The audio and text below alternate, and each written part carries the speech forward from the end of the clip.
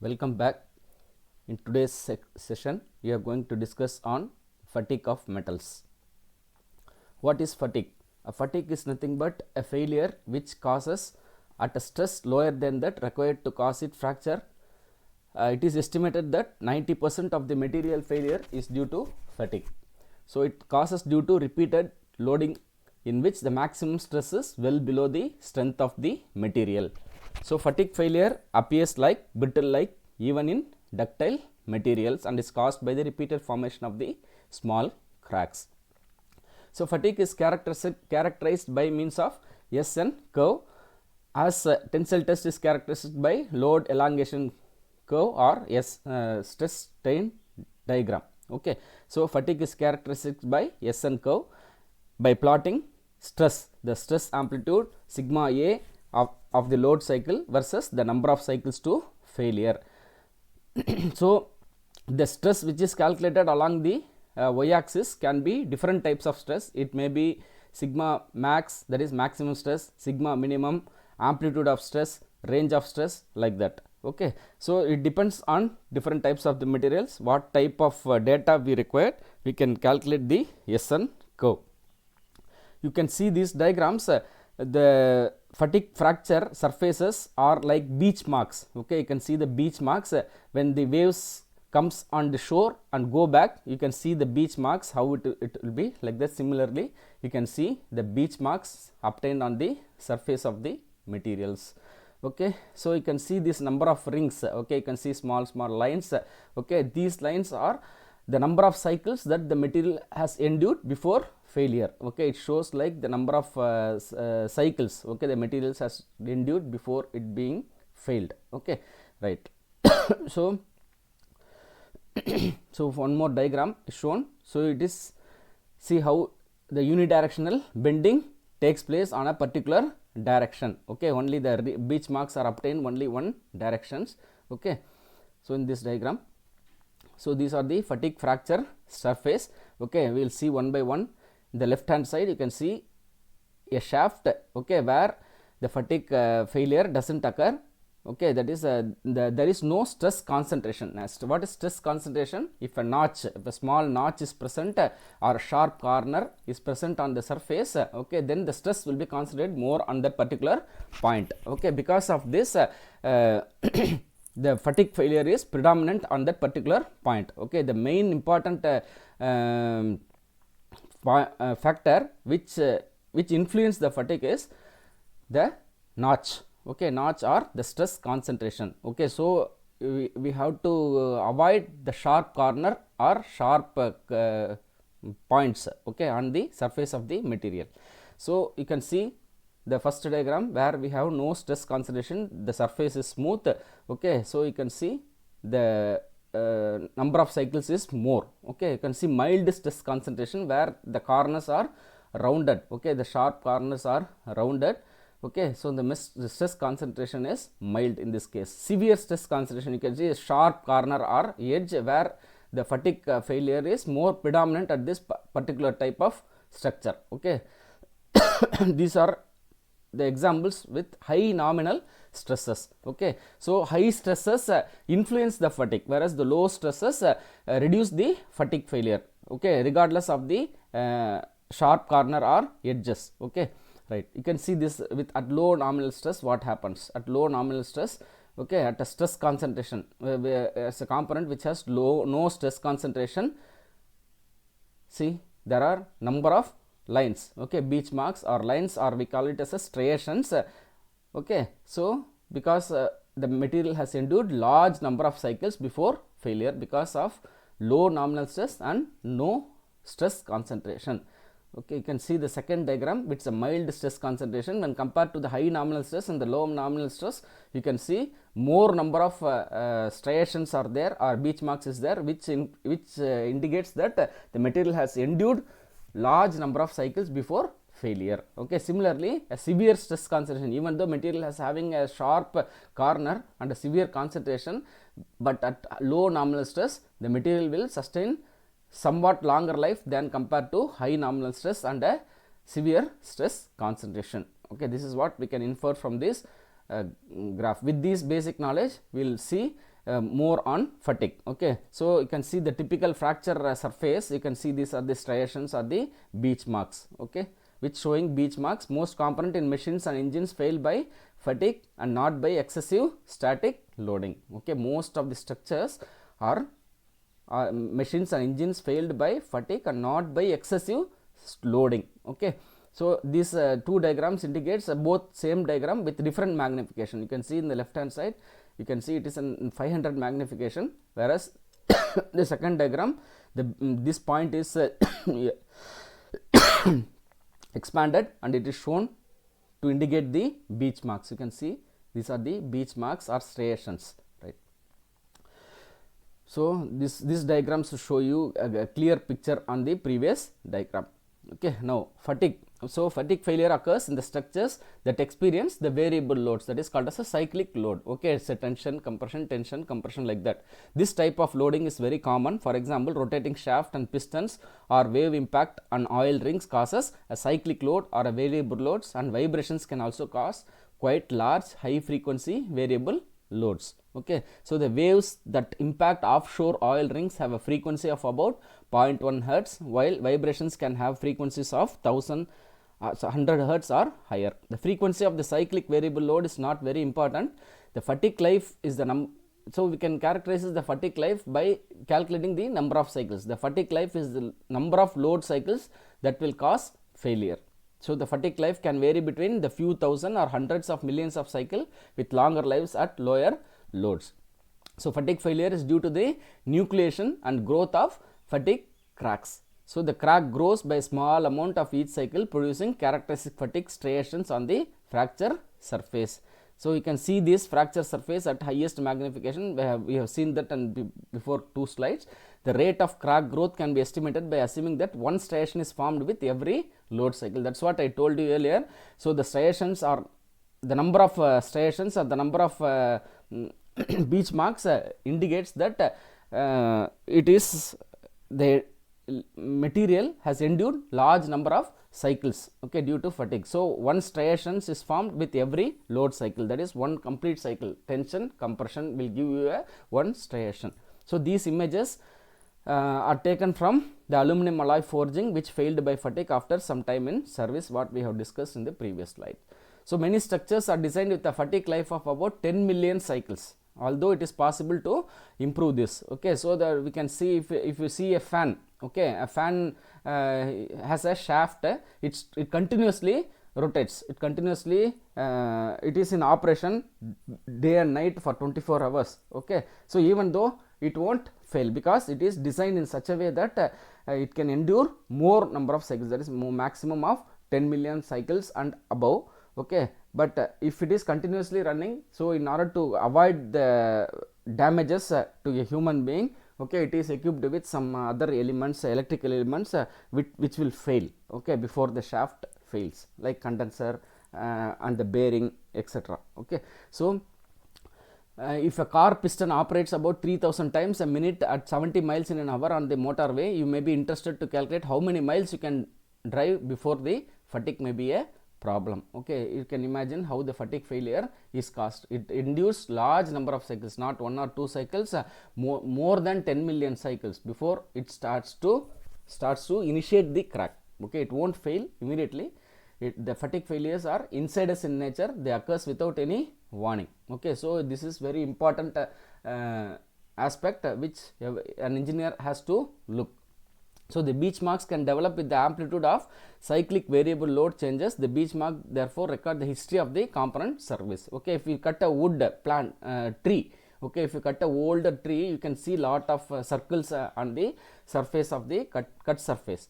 Okay, so you can see number of rings, okay, small rings, that indicates that the life of the tree, okay, life of the tree. Similarly here the beach marks or the striations is the life of the component, okay, or the number of cycles it has endured. For example, the struts in the Queen Elizabeth II which cracks by fatigue were found to have a pattern of beach marks that recorded the most severe loads the ship experienced when it is sailed to the South Atlantic or the Falkland conflict in the early 1980s. So fatigue failure can occur at a quite low loads and many efforts are made to avoid it. So these includes good surface finish, avoidance of stress concentration corners, and surface treatments such as short peening and carburization. Okay, so we have to ensure that the surface is smooth without any cracks, okay, or any striations or like that. Okay, even a small point,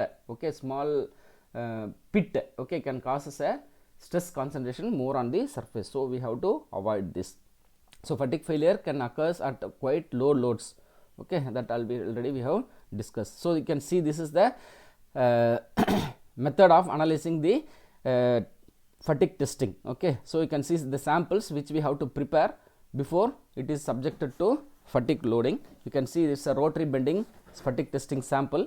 Okay, one of the simplest test where sigma m is always 0, that is the mean stress is always 0. Rotation allows very large number of cycles to be easily tested. You can see the second sample, it is an axial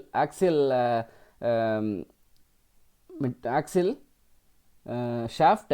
Okay, sigma m can be tensile or compressive, which tends to be slower than the rotary bending test. And third type of material sample is a cantilever type sample, and fourth type of sample is a torsion samples. For both of these tests, sigma m can be tensile test, tends to be slower than rotary bending test. Okay, there are two types of fatigue testing. One is a rotary bending fatigue testing, and second one is a cantilever type testing. Okay.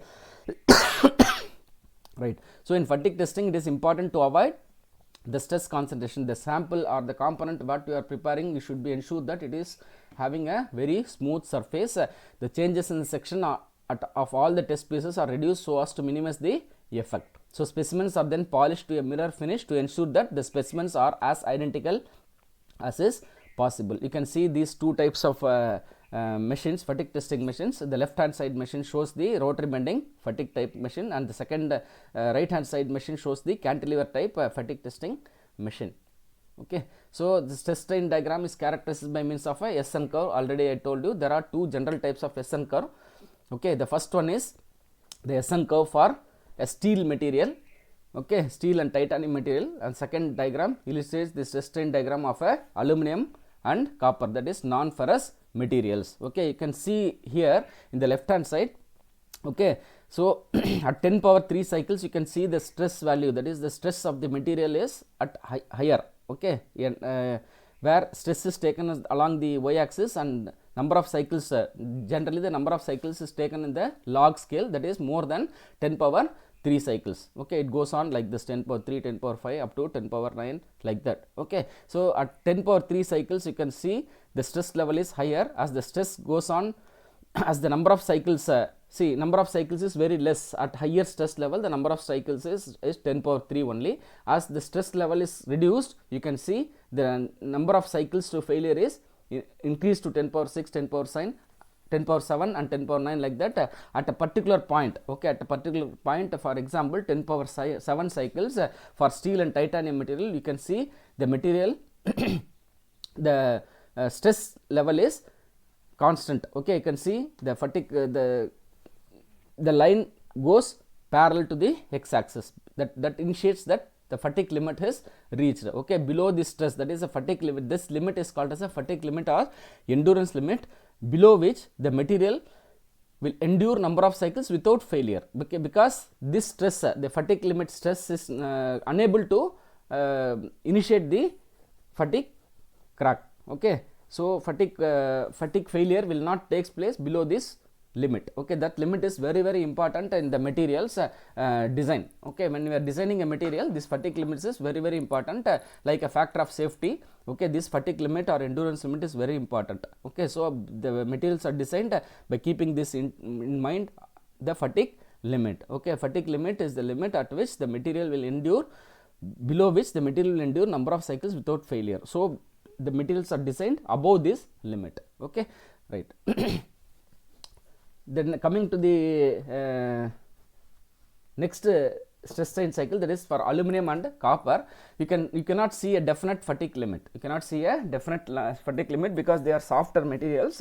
Okay, and also you can see the fatigue cycles, that is the graph starts to increase at a higher stress level, that is the at higher stress level it will endure less number of cycles. As the stress level is decreased, it induces large number of cycles, but there is no fatigue limit or endurance limit. In this case, how will you calculate when you are designing a material like aluminum and copper? How will you find out the fatigue limit? In this case, generally the fatigue limit of aluminum and copper and other non-ferrous metals are generally calculated as 50% of its tensile strength. 50% of its tensile strength. So you should know the tensile strength of this material in order to calculate the fatigue limit for aluminum and copper. Okay, so if the tensile strength is 500 means, for example, then the fatigue limit is generally calculated as 50%. 50% of 500 is 250, like that. Okay, right. So fatigue is the lowering of strength or failure of a material due to repetitive stress, which may be above or below the yield strength. So many engineering materials, such as those used in cars, planes, turbine engines, machinery, shoes, etc., are subjected constantly to repetitive stress in the form of a tension, compression, bending, vibration, etc. Right. At local size scale, the stress intensity exceeds the yield strength. For a fatigue to occur, at least part of the stress in the material has to be tensile. So fatigue is most common in metals, plastics, whereas ceramics fails catastrophically without fatigue because of their low fracture toughness. So many components fail by fatigue when subjected to cyclic loads, which generates nominal stresses below the static ultimate stresses of the stress of the material. That is, generally we know that the material, when it is reaches the ultimate tensile stress, then only it starts to fracture. Okay, but in this case of fatigue loading, okay, because of high stress concentration or particular point or notch, okay, so the nominal stresses are higher. Okay, it generates nominal stresses below the ultimate stresses, which will cause the failure of the material. So this is very dangerous and we have to look into this. Okay, so fatigue occurs because each half stress cycle produces minute strains which are not recoverable.